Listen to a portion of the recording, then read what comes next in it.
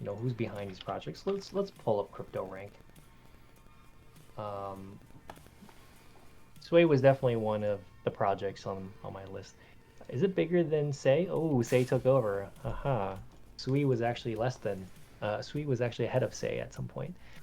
Okay, so so this is Cryptorank, and you can go to their fundraising, and you can see, you know, who's in their raise, and clearly this one has, you know, A16Z, Coinbase Ventures, Circle, so you know that native USDCs is coming. That's super important, and Say has that now too. That was one of the pumps from when it went from like 13 cents and pumped.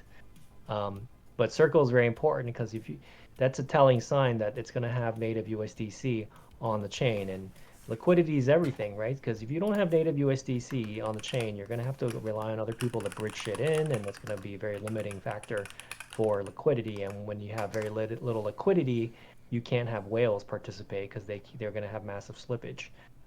So Circle is super important, and you know, these top names, A16Z, Coinbase. I mean, if you click on these, you can see, you know, it's a tier one VC. You can actually click the tier one VC. You can sort through Is all that the tier ones. is that an official designation, or is that just like? Now it's from them, but I mean, it's pretty good. I mean, it's pretty Well, close. I love how they listed FTX Ventures as other. Yeah, it got swapped to that, I guess, when FTX imploded. But yeah, I mean, these are good signs, and uh, so then you want to look at tokenomics, things like what's the vesting schedule, right? So it gives you this nice at a glance thing. You can look at, you know, what the investors, early contributors, investors, these are the ones that are going to be the ones that most likely are going to need to take profits. And so you can see that this is vested until, what is this here? Next unlock in 77 days.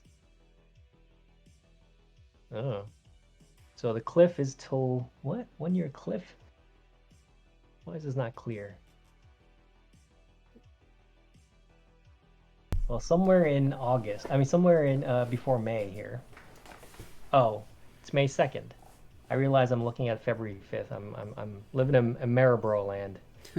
So this is backwards. So yeah, it's May 2nd, not February 5th. Okay. So yeah, you want to look at that, and you've got some time, and usually uh, these are good insights in whether it'll have less sellers and lower float. But then obviously you want to look at the chart,